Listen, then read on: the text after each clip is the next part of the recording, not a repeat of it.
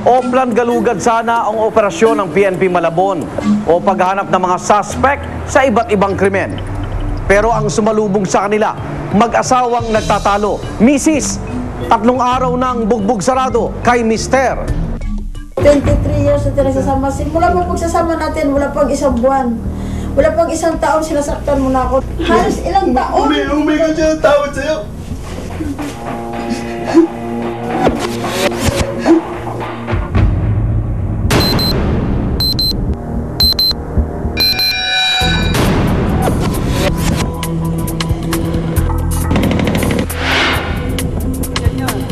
Oh, magte-text ako, malapit na kami dun sa taas na kami para mag-move na kayo. Sa gitna yun tayo mag-ipon-ipon. Tara, mag-move na tayo.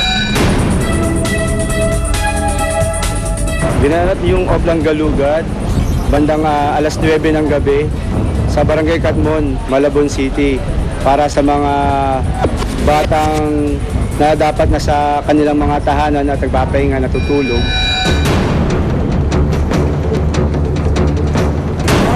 Tao. Hindi tayo. Oh, wag kayong tatakbo ha, magpakabait kayo ha. Ito isa yan. Tumatakbo daw yan oh. Ang pakay ng mga pulis at ang barangay ay ma-prevent ang crime rate sa amin na sasakupan. Katulad ng mga street crimes, robbery, snatching, robbery hold-up, physical injuries, at mga city ordinances na pinatutupad ng lokal ng Malabon. Habang kami nagkakandak ng Oplan Galugad, na-tsempuhan namin ng mag-asawa na nag-aaway sa labas ng kanilang tahanan. Ano na yan? Kahit ako magre-reklamo dyan. Yung complainant doon, Asa yung babae? Prowisyo talaga yan. Asa Ilang yung babae? araw na yan ganyan. naaktuhan namin si Mr. at si Mrs. na ginugulpe ni Mr. si Mrs. At kaya ito amin inibitahan.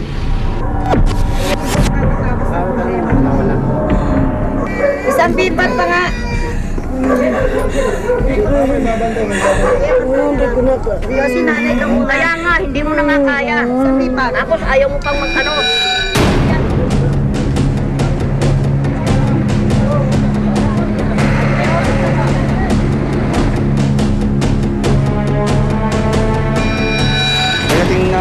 Aming block na sa PCP4, kinuha na namin siya ng detalye, ang pagkakakilala niya, ganun din ang kanyang ginang, at kung ano naging sanin ang kanilang pag-aaway. Sir, ito siya sir, pag nalalasing sir, nananakit talaga sa akin sir. Kahit na wala akong ginagawa sir, gumagawa siya ng dahilan para awayin niya ako. Ito, ganito na lang gagawin natin.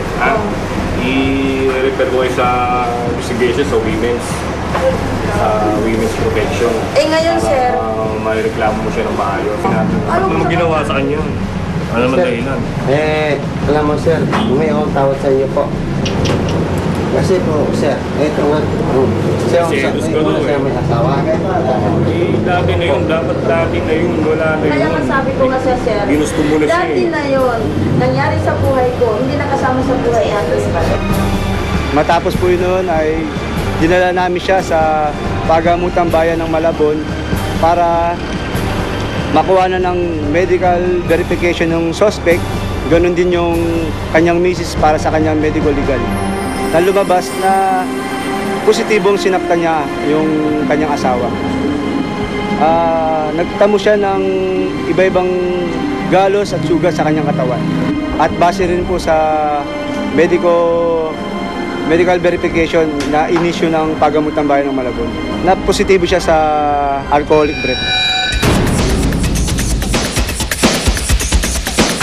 Matapos sa Pagamutang Bayan ng Malabon sa kanyang medical, dinala namin siya sa aming himpilang Malabon sa Women's and Children's Desk para i-turn over at sampahan ng kaso ang nasabing suspect.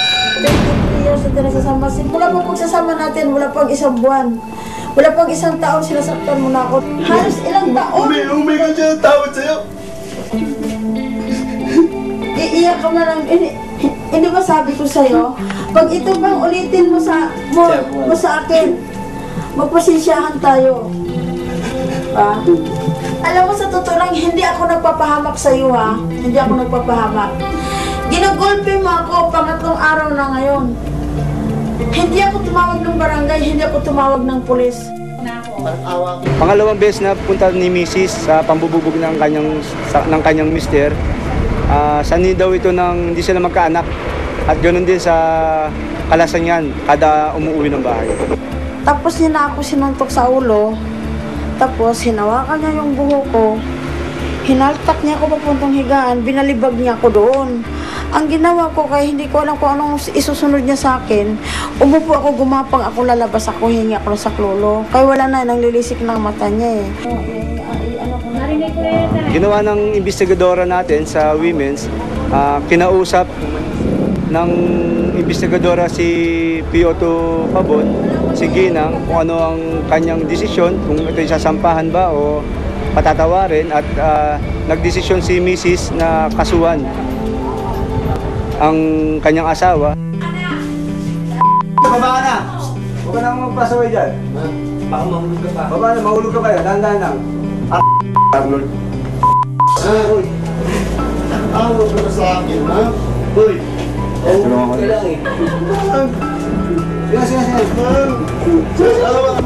Dalawa po yung kaso. Isang Republic Act 9262 at alarming scandal.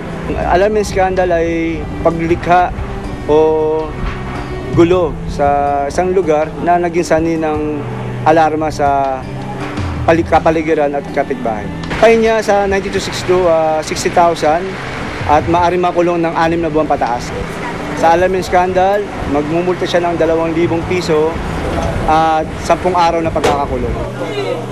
Pasamantala muna yung suspect, ikukulong sa detention cell namin at bukas ng umaga, i-inquesto sa piskalya para sampahan ng kaso.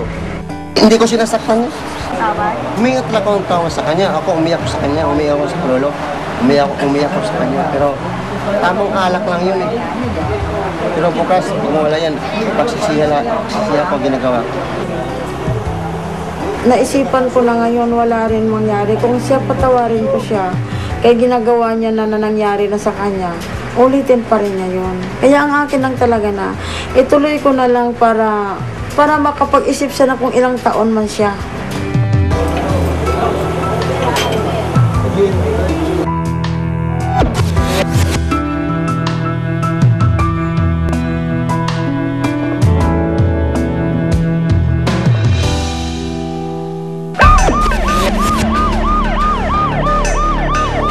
Si nanay yun, pangalawang beses na.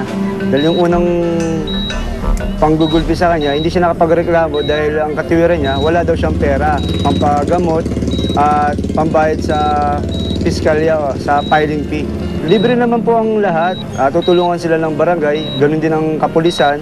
Kung wala silang pera, huwag silang matakot.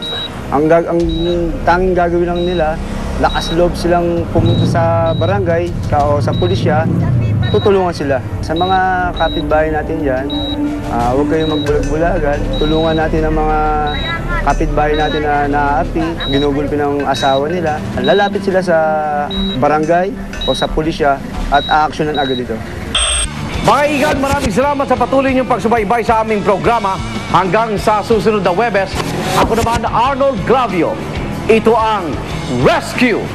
Naniniwala kami, kahit sino pwedeng tumulong.